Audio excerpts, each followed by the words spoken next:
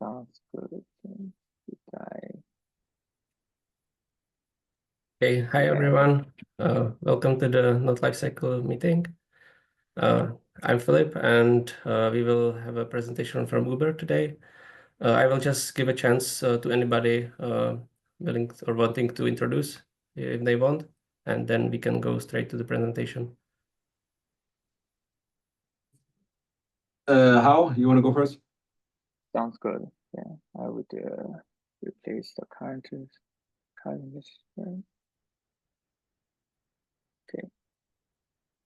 Yeah. Yes. Can anyone see my screen? Yeah, great. Yeah, you can see it. Sounds great. Yeah. Hello everyone, and thanks for the introduce. Okay. And today I'm a software engineer from the Uber. Today I would introduce the story for the host string and the distribution for the microservice and the batch job in the Uber. So yeah, I would go through the concept and our current architecture and the challenge and the problem with the current architecture and our ongoing efforts to address this challenge and problems. And we can see even if we complete this effort, we still met some challenge. Okay, so I would firstly introduce some of the concepts in the Uber. So that would be better to help us the challenge and the problems in the Uber. So firstly, in the Uber, we have the concept named the host group. So it's an internal concept. It represents a group of the nodes that share the same kernel, host agent, etc. And it can be the shared pool for the different tenants, or it's a dedicated pool for one tenant. And the next one would be the host issue. It's a record to return or drain a node. It has a different type. Let's say it has hard failure. It indicates it's most likely it's a bad host, and the soft failure is maybe a bad host. So, and then third one would be the maintenance. Like we want to swap the SKU. We want to upgrade the kernel. We would map it to the maintenance failure type. And the third one concept is the drain type. In the Uber, we have the temp drain. It's like the drain workload and do maintenance and then undrain the node. And the next concept is that the permanent drain indicates the host would be either reprovision or return to the cloud provider permanently after drain all workloads. So we want to undrain this node.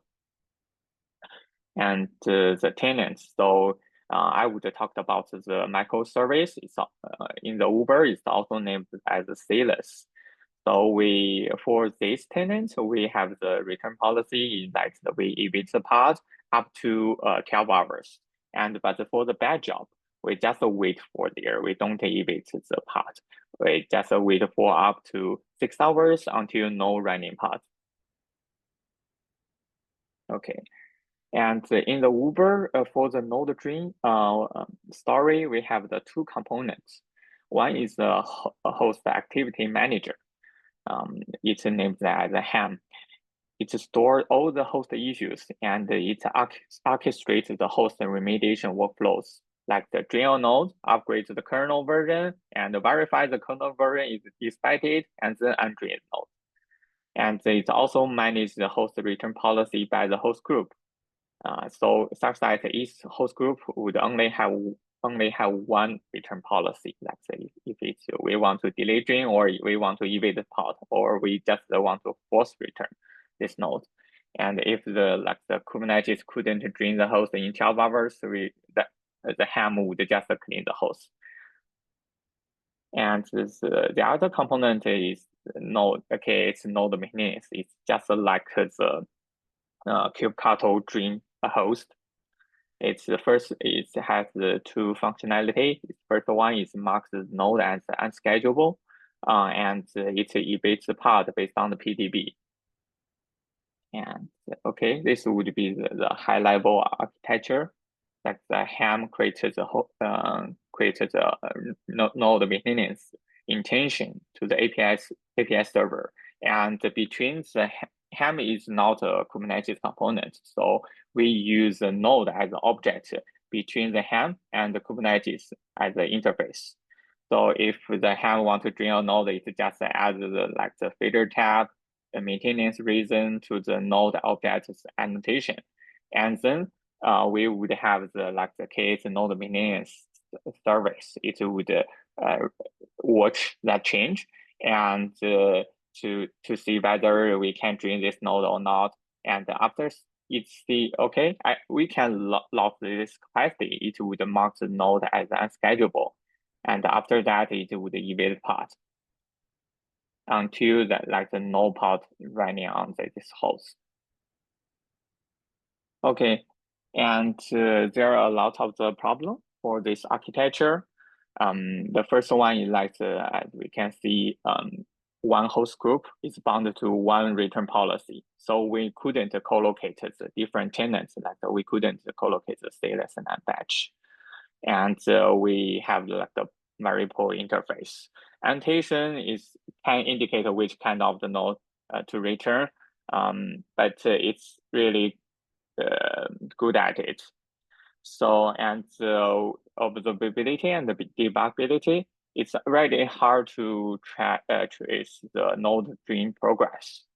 And as for the evasion, there is no fine-grained rate limit and the priority for the PDV-based eviction. And another problem is that there is no pod evasion and the node join time estimation, such that we couldn't join a node or evade a pod for best host. Sometimes it would delay a lot for the node join. Okay, so we propose another our next generation of the node maintenance. So it has we can go to the next slide firstly and then go back to it. So we have the two components. I believe you should be very familiar with this component idea. The first one is maintenance controller. It's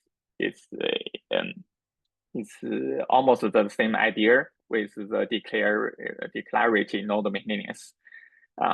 Our goal is we want to customize the tenant evasion policy for the tenant and the host issue type. For different tuple tenant, for different tenant and host issue type, we would have the different policy. And such that we can do the co-location and it would have a clear interface. We would move from the node object to indicate the node return. We would have another CRD, node maintenance CRD. And it would be with this CRD, we could add debuggability and observability into the CRD, into the condition for each step, for each change. We can just record in the condition such that we can better to track it. And we have another evasion controller. It's similar to the evasion request API.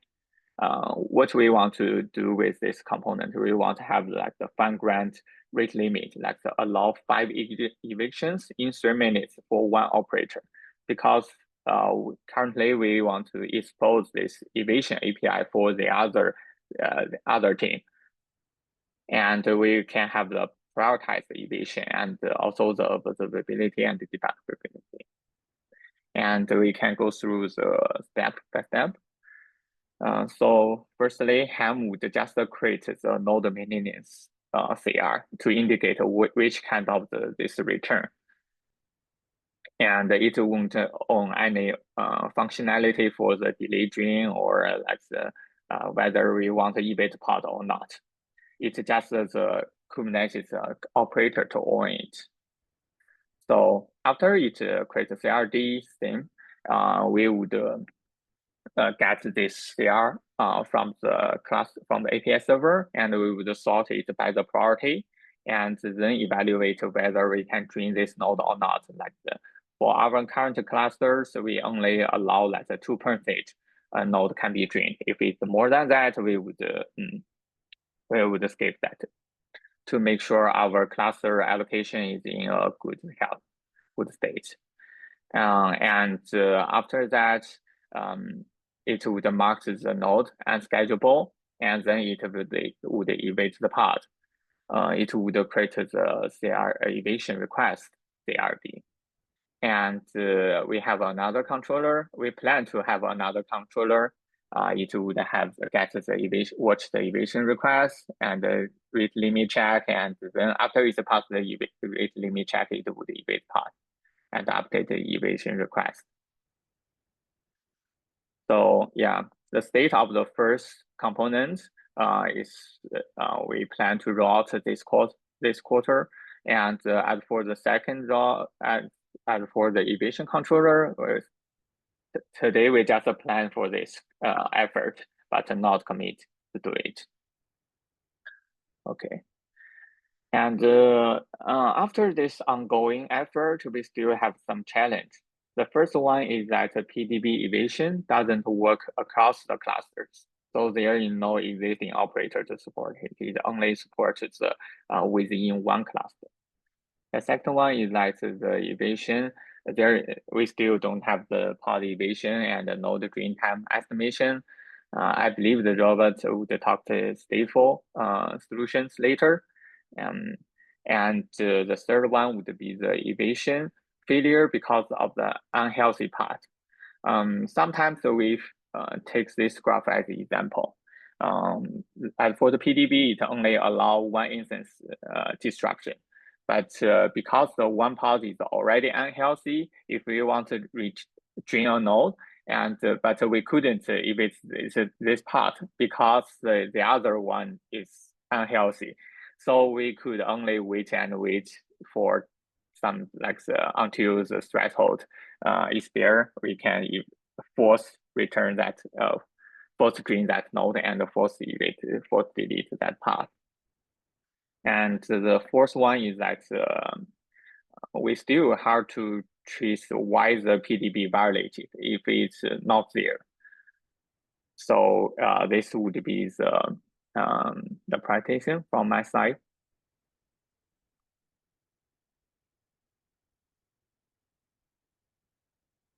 Okay, so thank you. Do you want to take questions on this, or do you want to continue with the second part first? Roberto, what do you want to do? Do you want to do questions now? Or do you want to do? I think better doing questions now while we remember. Sounds good. Well, there's one in the chat definitely from JP. JP, do you want to go ahead? Not sure if you can hear me well because I'm not in a good mic. hear you. Yeah, it was. I was wondering if you could share the CRDs of those. I would say the previous and new approach. So if you go back a few slides before that. This would be the CRD, yeah. Yeah, so before I would say you had the maintenance. I mean that's what you're currently ongoing, right? Yes. So what did you had something like a few slides before that, what you used to do or what you are currently doing before the Yeah, currently yes. We just use a node object. As you can see, we add the node maintenance Exactly. intention into the annotation. Yes. Exactly. So it's here. Do you have a CRD for the maintenance and for the how do you deal with everything that is on the node? It's only based on annotations. So the whole life cycle is only based on annotations. Did I get that right? Yes, exactly. So everything no would be based conditions. on no condition. Okay, got it. Thanks for clarifying.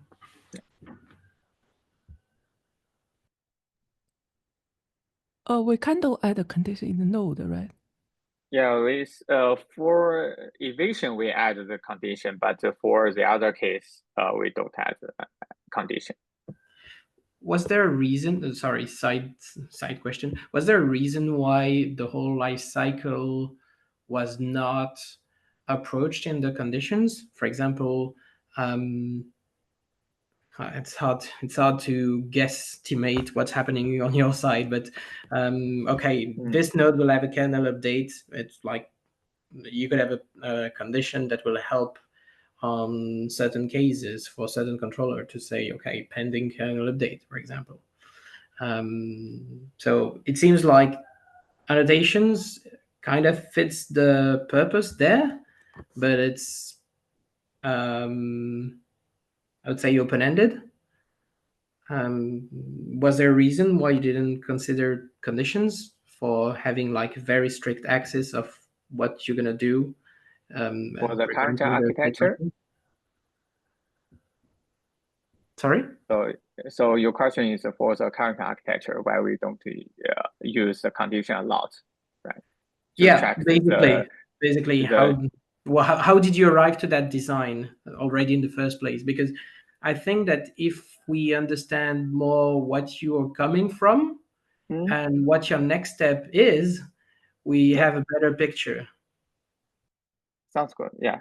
So for the actually, I have like this to make it easy to understand. I make this step 3 into owned by the node maintenance, but actually it's owned by the admission controller. The step 3. So the current architecture is that the other component would initiate the node maintenance request. And we have an admission controller to check whether it exists our like the 5% of the drain limit. Like it means that we can only lose the 2% of the hosts in this cluster can be in the draining. And after that, the request could add the annotation and the unschedulable things into the node object. For this graph, I just want to make everyone to make it clear. So easy to understand, but so I didn't write that way to introduce the admission controller. So in that way, it's hard to add the conditions to the node object. And by the way, this component is implemented before I arrive. So I'm not involved in that discussion. Okay, thanks. Yeah.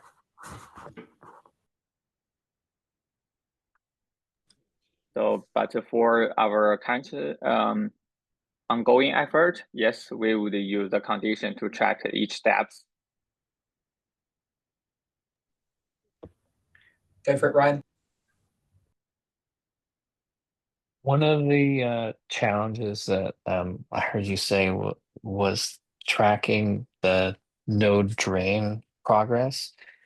When you go to this new custom resource model, how is the custom resource going to improve your node drain tracking? Are you planning to have states on your custom resource that are going to describe what the progress is for a node drain? Yeah, exactly. So for each steps, we would have the several steps like this. For after the ham, which created the node maintenance CR, and we would see the status is is. Can you clarify? Do you know the status name? Just as it's the status would be created, and after it passes the platform safety check, we would add it. We would change the status to wait for drain, and after and then it would evade the path. After it evades path, we would mark the drain status as complete. And if it exists, like we would give 12 hours for the controller to evade the path. If it exists that 12 hours, we would assume like the status to be like the field. So we would have like the state engine, something like this. I see. Do you would you be able to share some of those states? I'm curious, like if you have some writing about those states, their their names and sort of what the your state machine looks like. I'm curious, like what made you decide to what exactly happens at those states. If you'd be able to share that, I would love to read that. Okay. Yes. So as I mentioned, how can I share with you? Yeah. It doesn't have to be So now. If you have, we can do this as a follow-up if you'd like on Slack or something. I'm just something that yeah, I'm curious. I can add Yeah, some so more both context here. how both Hao and Roberto are in the Kubernetes Slack now, so we can definitely async follow up and like get a redacted document over. That sounds good. That'd be great. Thank you. I have if you don't mind, Daniel, I've got one follow-up question. I wanted to understand. So you have here like sort by priority. I'm wondering how you sort of view that like priority. Like, do you do anything to say like, do you look at the a node and say, okay, here are these group of pods, and these pods are meet a criteria that some sort of criteria, and those are a high priority.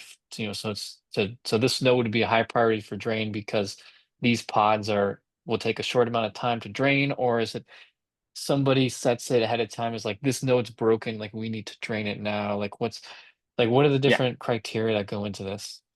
Sounds good. Yeah, it's a good question. So today we we priority by the bad host or the maintenance.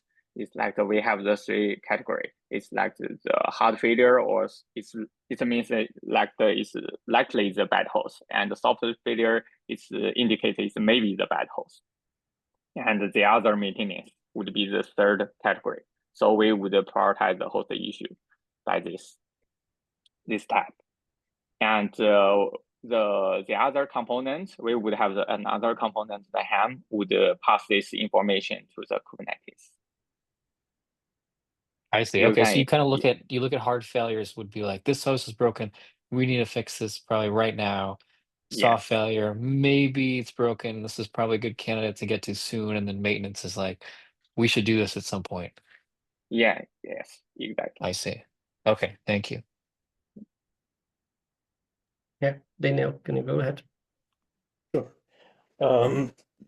I'm wondering if you have more temporary drains or permanent drains. Today, I think we have more permanent drain, I believe. For the time drain, if it would only happen, like say, if we have a lot of the kernel upgrade, these operations. But right now, I believe we have more permanent. Interesting. No, I forgot the second. Yeah, it's very interesting because sometimes because as you can see, it's because I mean it's on the workflow owned by the different team. So if we want to do like this, define our own like this maintenance steps, so we need another team help. So sometimes for the convenience between to work with the other team, we just use a permanent team. It would simplify a lot of the progress. That makes sense. Yeah. Maybe you already said this, but how do you get when you need to drain a node? When I need to drain a node. So yes. So we have a lot of the like this the interface between the drain node, it's a host issue. So either the other operator, like this, we have a bad host detector, or like we can manually create a host issue, and then it would create a host issue in the ham database, in this database, and then the ham would create the node dependency injection in the Kubernetes clusters. So you have multiple controllers that are monitoring different things, and then they might create these host issues. Yes. So like for example, we have the hard failure and the maintenance. So we have the bad host detector to monitor our whole fleet. After it finds any host is likely bad host, it would create the hard failure issues, host issues, and then the ham would watch that host issues and create the node maintenance intention in the Kubernetes cluster. Thank you. I have one last question. Do you somehow handle involuntary disruptions? Like if a host has issue, maybe the kubelet is not working and Kubernetes will add a no execute attained? Okay, it's a good question. So you mean that is it's already a bad host and the Kubernetes couldn't, the kubelet also maybe not working in this host, right? Maybe, yeah. Maybe Yeah. it's just a kubelet thing, but the application is running fine. Yeah. Application is fine. So for this case, actually we just force return this host. So the we can pick anyone is fine. So the KS maintenance controller, it would it could still get the cluster state, get the node state from the API server because the API server is still working, and but when it still could add the unschedulable change to the node, and after when it want to evade the path, we would pass the error message from the API server. When we find, okay, we couldn't do anything for this this node, because because of the besides of the PDB violation error message, we would just ignore that part and just move forward. So in this case, you would just delete it, or do you still wait for the eviction? We won't wait for evasion. We would give a signal to another operator to just mention, okay, for this case I couldn't do anything. You can just move forward to clean the host. Okay. Cool. Thank you. Yeah. Thank you. Do you have a generic mechanism for this, or it's like on case by case basis according to the workload that's that you are moving to another host?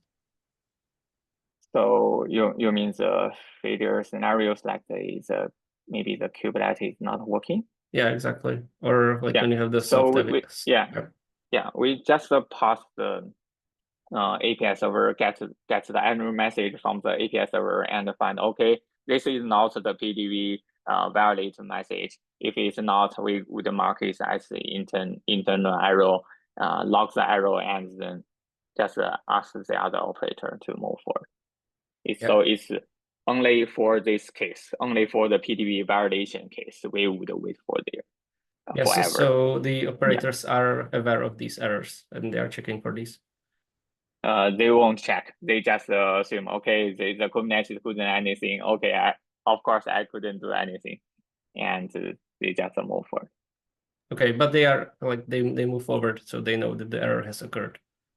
Yeah, they know the error has occurred, but they don't do anything. They just clean the host. Yeah, that's good enough. Just wanted to know what's the feedback on that. Yeah, thanks, Ryan. Would you be able to share how common your hard and soft priority failures are? Like, which of those is more common, and roughly like how common do you see these things? Today, I believe the hard failure is not that common. We only have I can mention that we have I don't know how many hosts we have, but it's very less common. Like we only have the 10 host failure, hard failure issues per day, but the most one is from the software failure.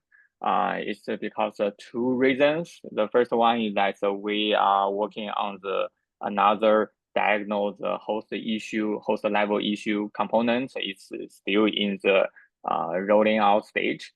And so they just map this failure to the software failure. And another one is like this, we have a lot of the host issue created by the cloud provider. Okay, it's like the cloud provider just recommends they want to recycle this host, so we map this to the software failure. I see. For the Thanks. for the hard failure, I can give some example like the disk exhaustion and the network is not connect, and the container couldn't run in this host, something like this. Gotcha. Okay. Thank you.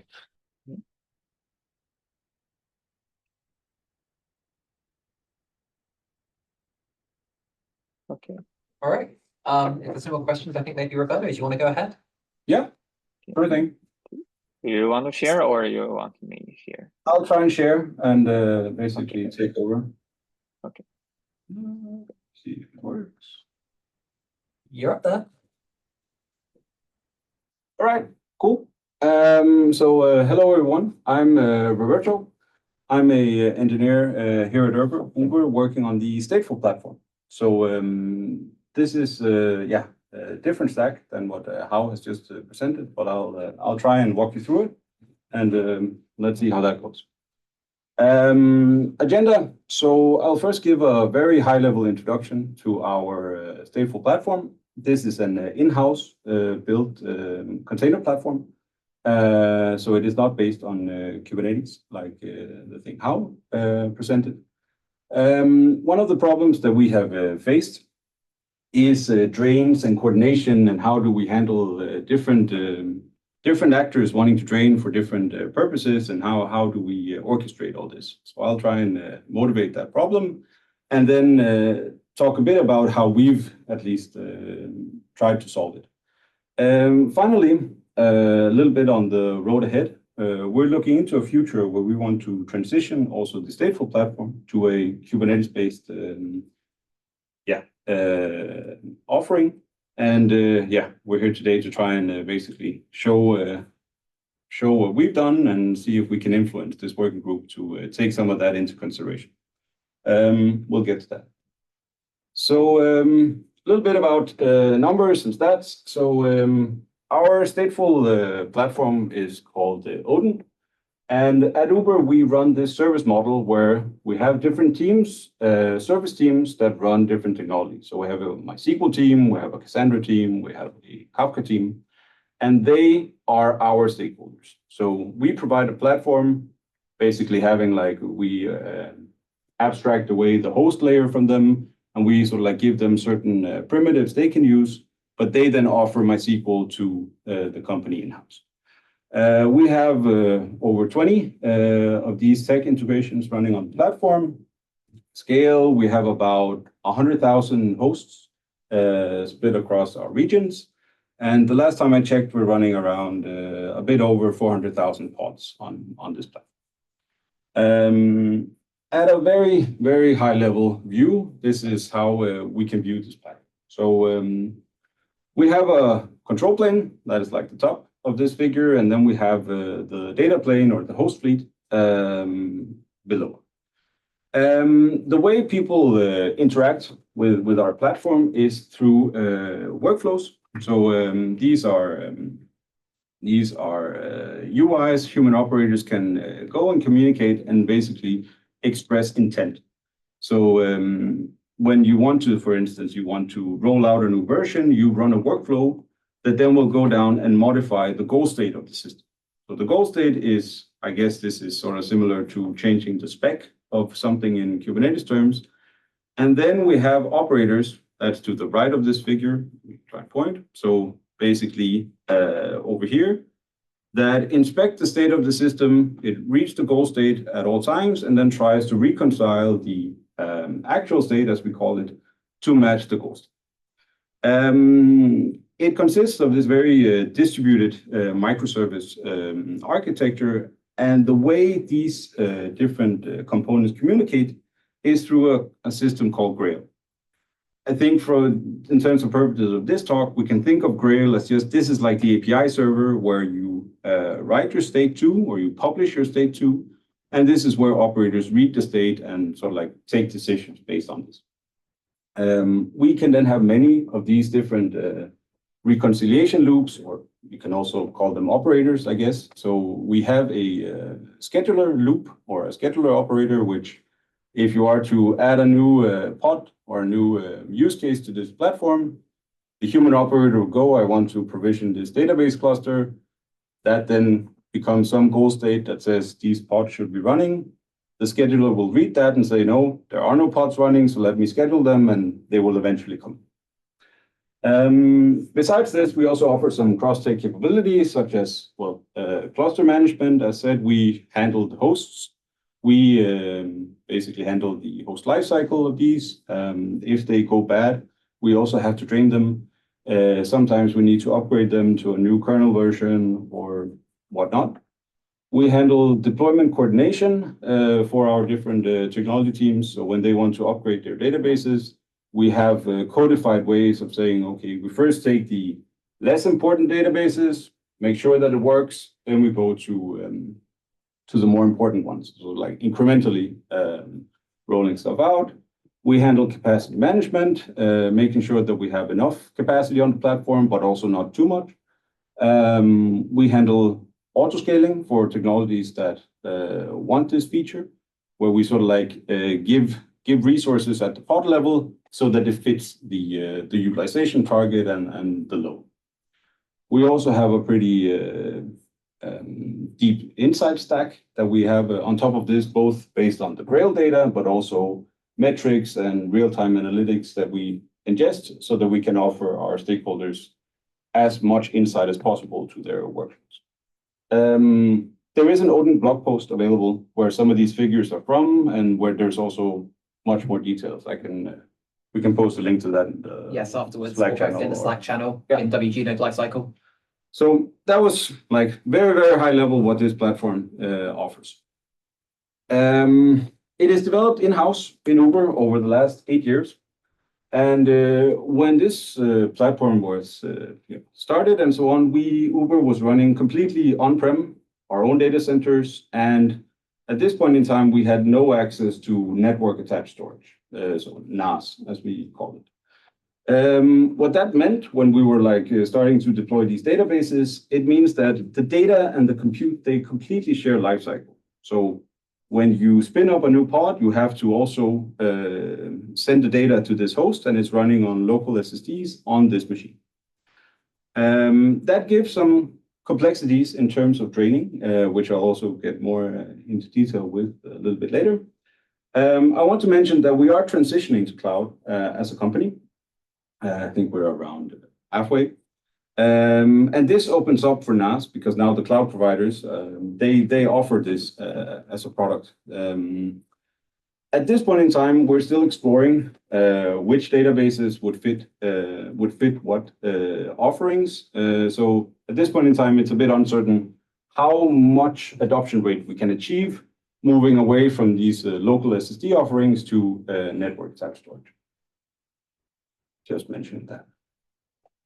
A little bit about stateful workloads. So stateful workloads typically form a topology, or they are pod constrained in the sense that they are not independent. They actually communicate together. They, in Cassandra, they form a ring. In some other, like an etcd, they form this cluster, and they constantly need to run maybe a RAF protocol or so on. So they're constantly aware of each other. And this has this problem, so to say, that they are not independent at all. And you cannot just operate them independently. Furthermore, so pod drain times. When we need to drain a pod on this platform, it can be because a host goes down. It can be because we want to scale up resources. We don't have room on the machine, so we have to find a new home for this pod. Median that we're seeing is anywhere sort of like from half an hour to 3 hours. That's like median, and it differs from different technologies. Some technologies are quicker to move than others. But we also have cases where the P100, so our max, can be 7 days. So this can take a long time. This is usually in unhappy cases where the new pod that we try and by the way, we always do make before break. So we need the new pod to come up healthy before we take away the old. This means that if the new pod, for whatever reason, doesn't come up healthy, we have to wait. And our current SLA is 7 days before we forcefully do anything. Furthermore, some of our clusters are also fairly big. So there are some use cases that have hundreds of pods that all sort of like communicate with one another. And we have quite strict limits to how many we can operate of these concurrently. So all of this sort of like influences how quickly we can act and what is currently ongoing on the platform. why is node lifecycle important for stateful workloads? So why do we need to try and be smart about this? So I've already talked a bit about it, but just to illustrate it with an example, if we have absolutely no coordination and we just let operators do whatever they want to the pods, then we can easily be in this situation where you have a storage cluster here. It has three pods. If you have the container upgrade operator, so someone is rolling out a new version of some container, it needs to take down the pod at some point to take it offline and spin up a new image and so on. If that happens at the same time as we're doing let's say there's another operator doing efficiency moves, it can find a better home for this pod. So it's also disrupting the cluster. If we have both of them off at the same time, then we have availability loss for this database. And it essentially would lose quorum and writes typically just stop. So this is not acceptable and not something that we can live with. So for this, it is essential that we have some kind of coordination that can keep track of which operations are currently ongoing, and is it okay that we continue, or do we need to back off and wait a bit? So for this, we have solved this problem introducing a central drain controller, which we call the accounter. So there is also a blog post with the details on the accounter. But at least for the context of this, let's imagine the same scenario. Basically, all our operations, all our operator loops, they have to coordinate with the accounter and ask permission before they can do anything. So whenever the container upgrade loop wanted to update a pod, it would have to ask the accounter, hey, is it okay that I drain this cluster? Can I disrupt it? And if it gets a yes, the accounter will essentially write this down. It has persistent storage, and it knows that, okay, I will remember that there's an operation ongoing so that I can answer no for other requests. The upgrade would then go on and continue. It can take down one pod, that's fine. But if the other operator comes and say, hey, can I drain this other pod? It will actually be told, no, you cannot. That would be unsafe. You have to come back later. So that's how we've solved this this problem of coordination and ensuring that we don't have like incompatible operations. And these are controlled through these custom health policies where technology teams can express what does it mean to be healthy and what are the thresholds for operations, depending on the cluster. Good. Now, all of this combined poses some issues when we want to drain a lot of hosts. So I'll try to put an example here that I'll try and walk you through. So imagine an intent where our cloud provider says, hey, we want to drain all the hosts because we're performing some kind of upgrade. They all get, as Hao mentioned, they get host issues, and we're now responsible for trying to get these drained as quickly as possible. Due to all these different conditions that I mentioned, single host drain latency. So if someone tells me, you need to drain host A, that is actually really hard to say how quickly we can do that, because it depends on whatever else is concurrently ongoing in the system. And if we cannot just mark all of them and say, coordinating them, saying, okay, they're all unschedulable, because in all this period, we would run out of capacity immediately. So what I'm trying to say here is if you try, and I think that's the next slide. Yeah. So imagine that we're starting to drain host D. That means we want to take the red, green, and yellow here. Point. So we would basically ask the accounter to say, we're going to start draining these.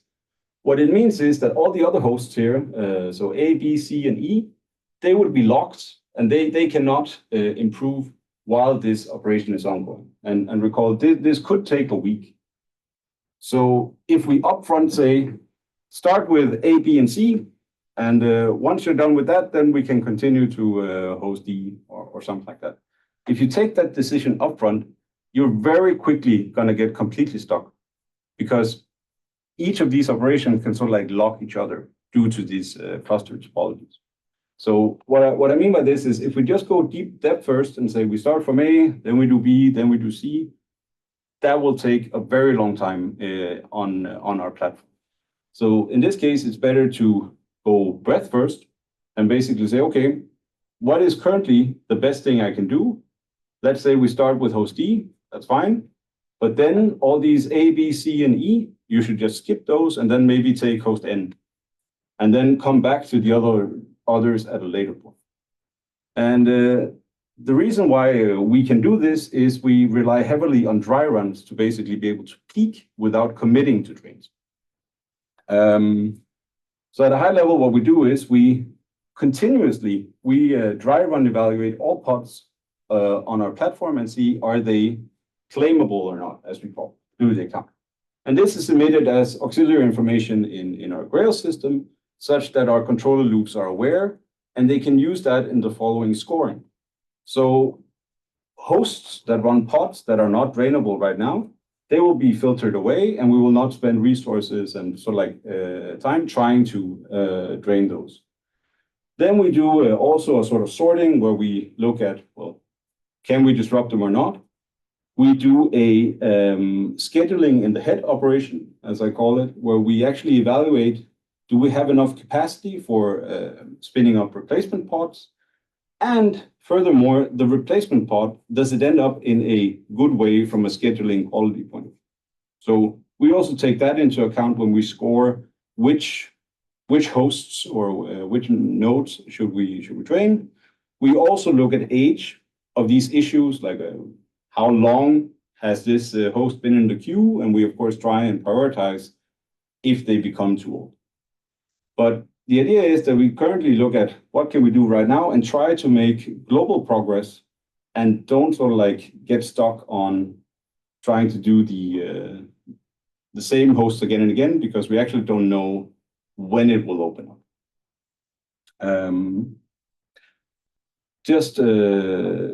An example from also a blog post I just wanted to share. So this is a system we built over the last many years, but a couple of years ago, we sort of like got it really into a good place where we could start doing migrations completely centrally from the platform point of view. So without involving our different technology teams, we could just, through this account integration, through our host prioritization and so on, we could drive fully recycling the fleet in around a bit over 6 months' time. The long tail is, of course, always, in this case, it was a little bit longer. But before we had this accounter system, this was completely infeasible. And it was a very, very manual effort. And we had engineers having to set up Zoom meetings and do it almost having on-callers while sort of like operating certain clusters and so on. And now it's almost a no-op, I'd say. So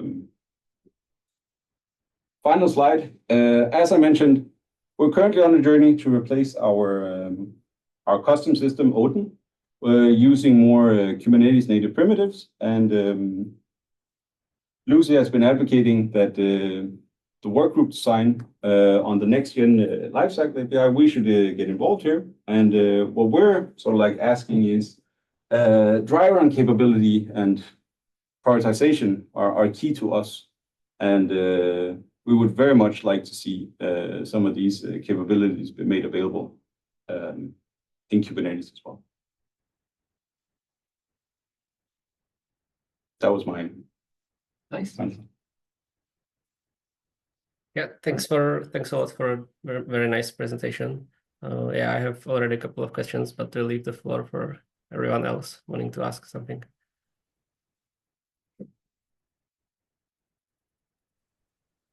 I can go first. I was wondering, you have as like your scoring for how you decide to do your how you decide to schedule your draining, and one of them was like avoiding broken hosts. How are you in the system? How are you deciding which of these hosts are broken? What's like the criteria for that?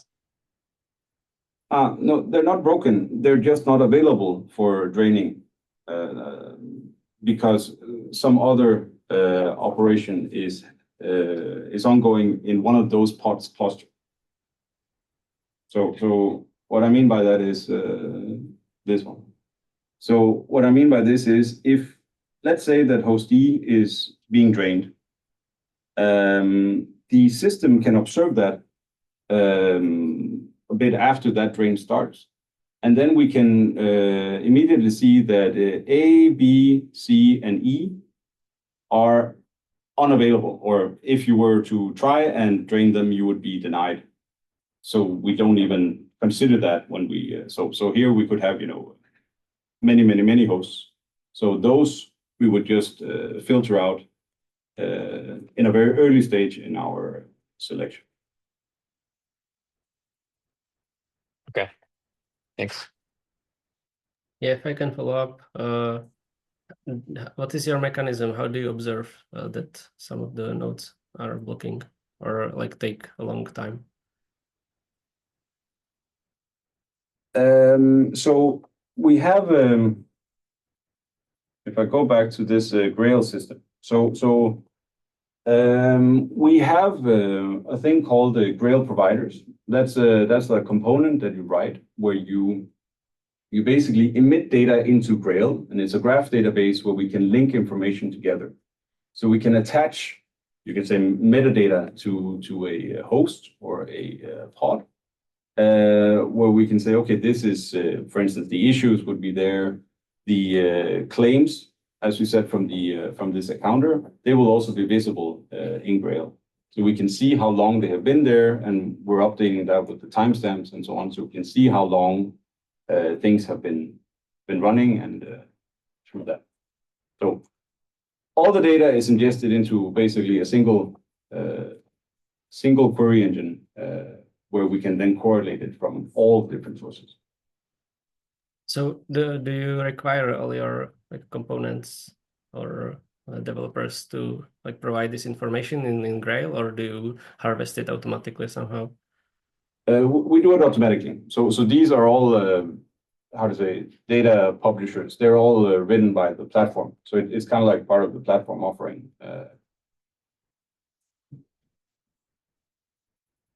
So our host agents also feed in this data into Grail. The integrations that you write as a technology team, you have to write code to run on our platform. And as part of that, you're translating, you can say like Cassandra dialect, you have to translate that into our model. And that's part of the onboarding to our stack.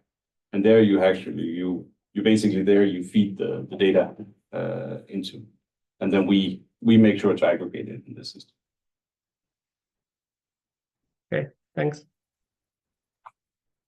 Well, another follow-up. I was trying to kind of tie in the previous presentation from your colleague, and like when he was talking about priority with like hard and soft priority, where like hard is we need to reprovision the host or something, like the host is just I don't know, it's not available for whatever reason. So like say like I don't know, the power was pulled on it or something. It's just, we can't, it's not working well.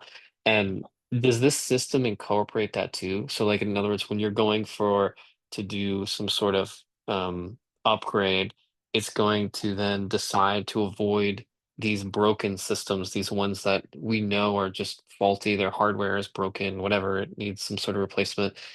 And is it taking that into account as well, like when it's choosing which system to target? Yes, in a way. So this state would be, we would see that the hosts are unreachable, sorry. And if they are, then our drains go through a different dynamic, basically. We have like the host down loop where this is also codified, so it depends on various situations. The technology teams can express this with quite fine-grained how they want our system to react. But oftentimes, if a host goes bad and we can't even talk to it, we often don't do make before break drains. There we just exclude the pods from the cluster, and we basically our control plane lets all the other nodes know that, okay, this one should now be excluded. You shouldn't rely on trying to wait for communication from these. and then we just start a new one up. And then we have a way to forcefully get rid of this completely broken host. But that's like a different loop for handling those types of failures than we call them maintenance drains, which are not time sensitive in the sense that we need to do them within a certain timeline, but it's not a availability issue or a reliability issue per se. I see. Okay, so that's in a separate loop that you That can then run with more relaxed counter constraints, you can say. So you can codify, that can be codified, and you say, okay, when it's these host down issues, then the drain policy is slightly different. Okay. What about like if you did your drain and it broke the host or something? What is like your protocol for dealing with that? Most likely, this is where we get these 7-day P100 drains. We have an asynchronous sort of like loop that monitors how long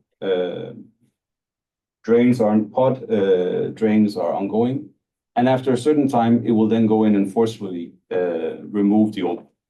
That's where these 7 days or 10-day SLAs come from.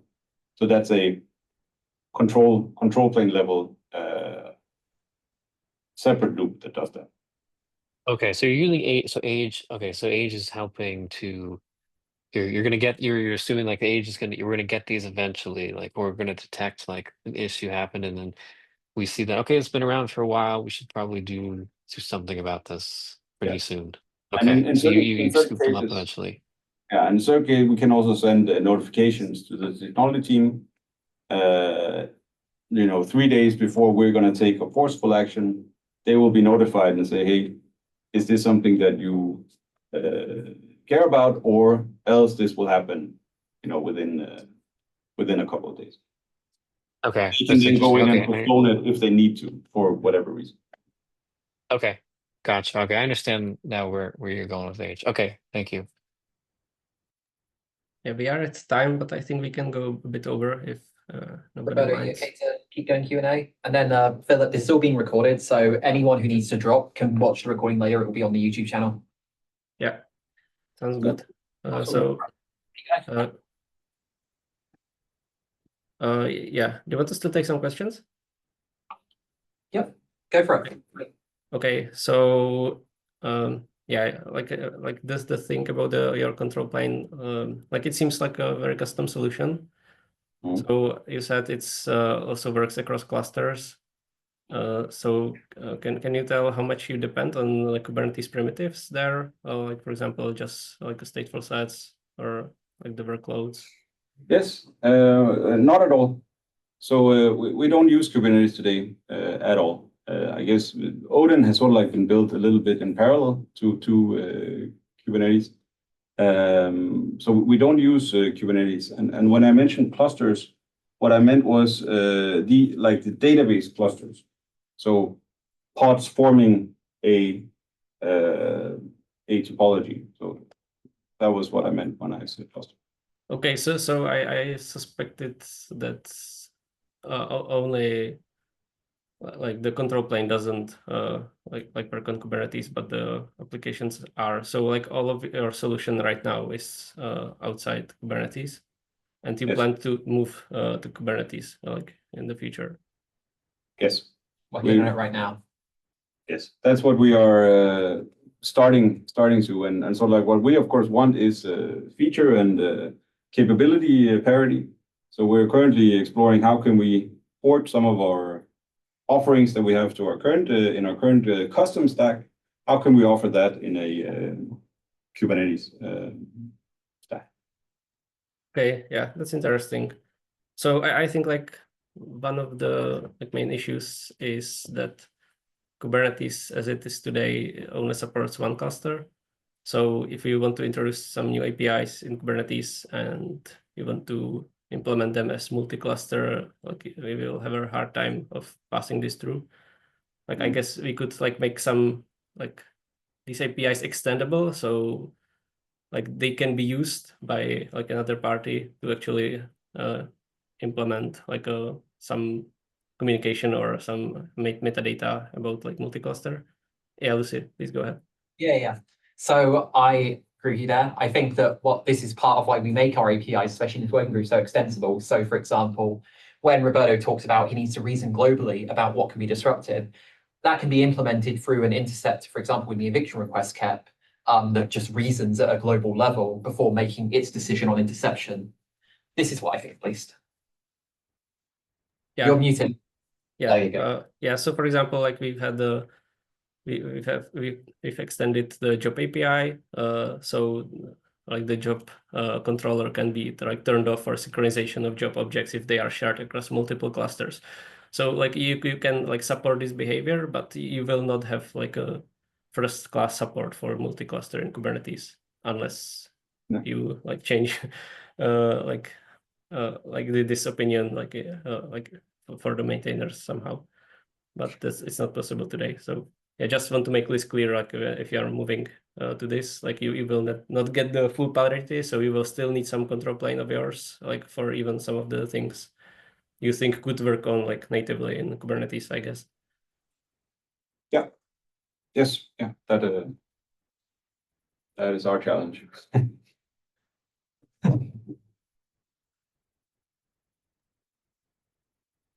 I have a follow-up question. When in your drain controller, I think one of the requirements for doing drains is like you have to do application coordination, right? You need to make sure that you're not gonna ruin application health, right, by taking down too many replicas.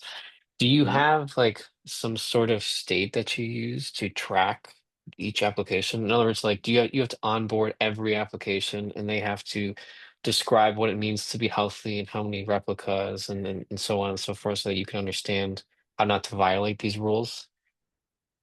Exactly. That is also, so the only reason we can do that is we have these application teams or the technology teams. But in order to onboard to our system, they actually do have to write a fair share of integration code where they say, okay, when their database has this certain behavior, they have to map that into our model. And we have to do that every time we add a new technology to the platform. I'm curious, like what other examples, so like you have replication and health and like what other examples like that you see like that are common for your applications that people use when, to not violate the application's integrity? What other things you come across? I'm curious.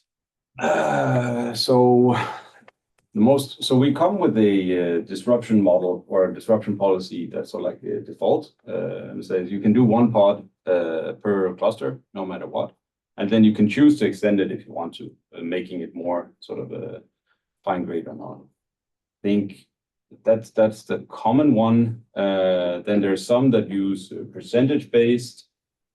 Some have, so you can make a provider into our system where that says, oh, this database is currently doing maintenance or like index operations or something like that. We would prefer not to be disrupted right now.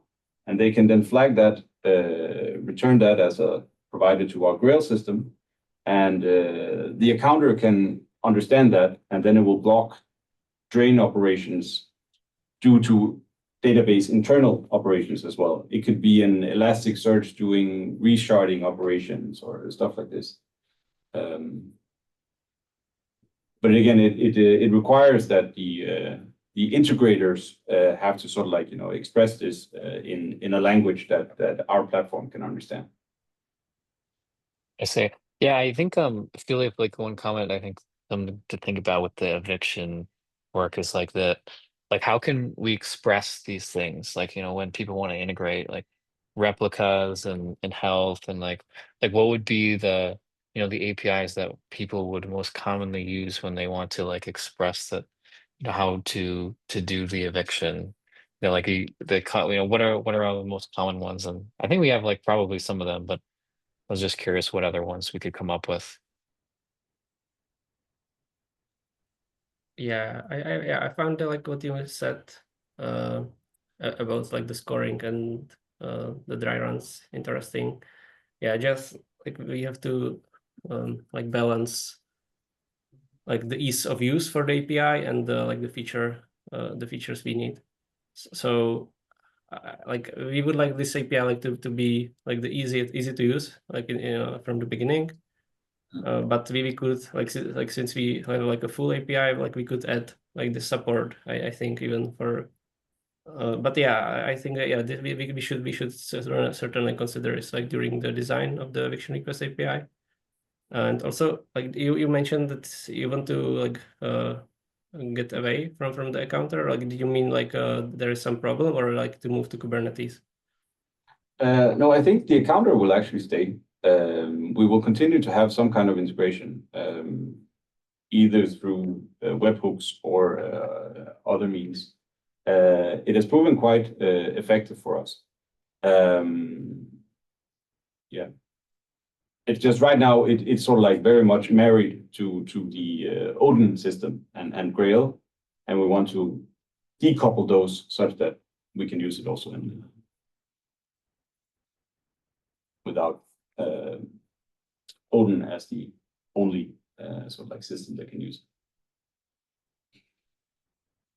Like, do you think like it would be useful to have this like component like also be part of some other like open source operator or Kubernetes stack, or is it like too tied to your like business logic?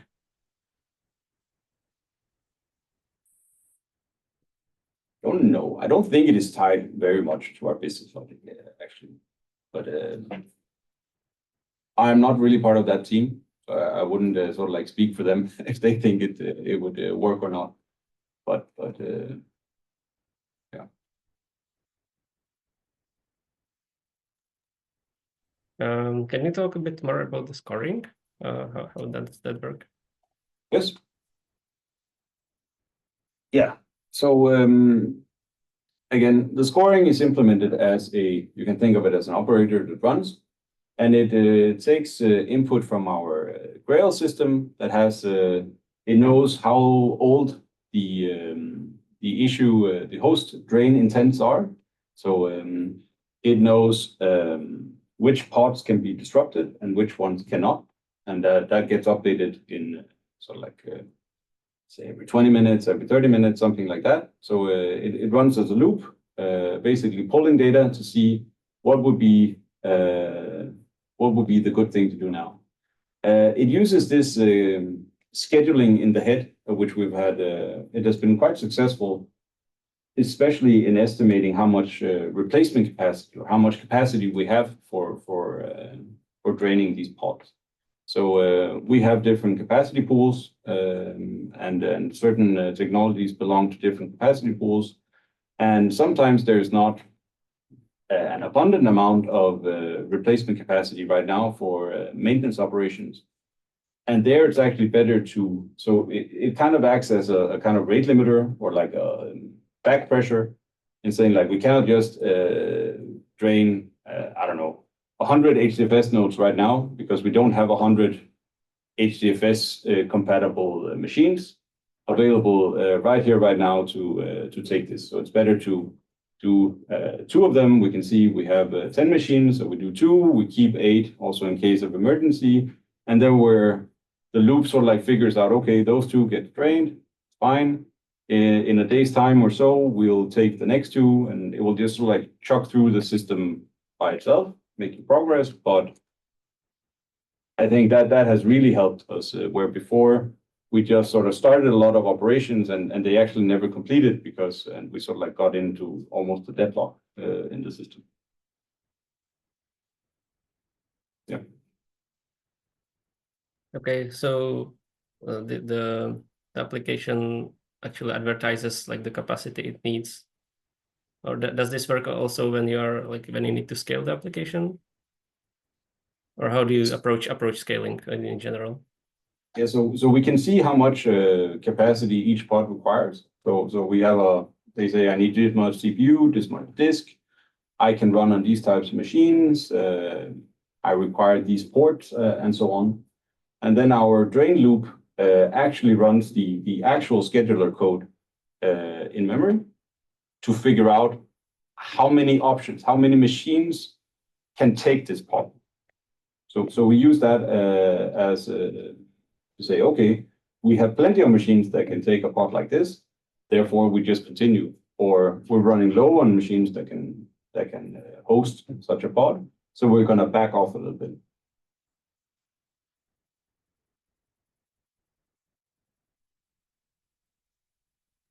Okay. Yeah. Does anybody have other questions?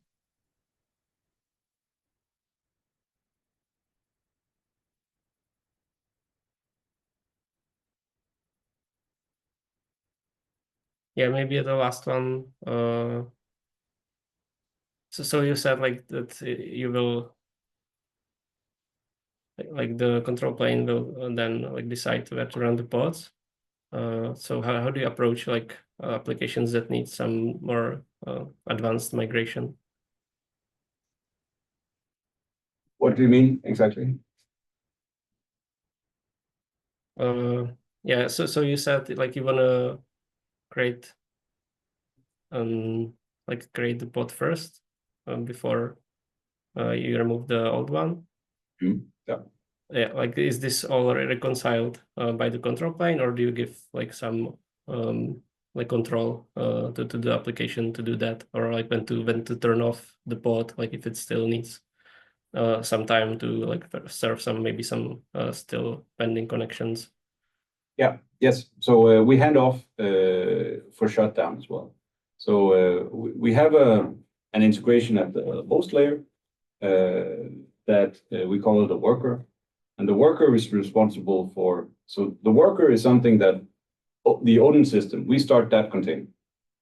And then the worker container it's sort of like a container that understands both Odin and the technology that it's managing. And then it's responsible for spinning up maybe the database container, maybe some auxiliary sidecar containers. And it's also the one that does the health checking and sends that back to the control plane. But it's the same for shutting down. So when Odin says, okay, now we can see that the new pod is up and healthy. The worker over there has said that it's healthy. It's part of the database cluster. We are now going to proceed with shutting off the old pod. We give a signal to say you should now be shutting down, but it's the worker container which understands the application is responsible for also turning down those containers. So it can do whatever cleanup is necessary. It can wait. It can observe that no, the database is still serving queries. We need to wait a bit and so on. And then it will return back saying, okay, now I have shut them down. And then we turn down the whole pod, so to say, after that. Yeah, interesting. Like, yeah, this I think your input will be very useful when designing the eviction request API and also the declarative maintenance. Yeah, because even like if you have a lot of like custom logic, like it will be, yeah, like it will be like an interesting task to extract like the generic logic that like all like the applications could use. So we can like offer it in Kubernetes. Yeah, Lucy. Yeah. And just to say that I will be tagging everyone who's spoken today in the Node-Lifecycle channel. So if you have any other questions, or if you're on the recording watching us on YouTube and you have questions, just go into WG-Node-Lifecycle, the Slack channel on the Kubernetes Slack, and start a thread in there, or use the thread that I've just created, and we will be watching it. Yeah. Thanks everyone, and for staying over time, and thanks for all the presenters, and hope to see you next time. See you around. Thank you for having us. Thank you. Bye.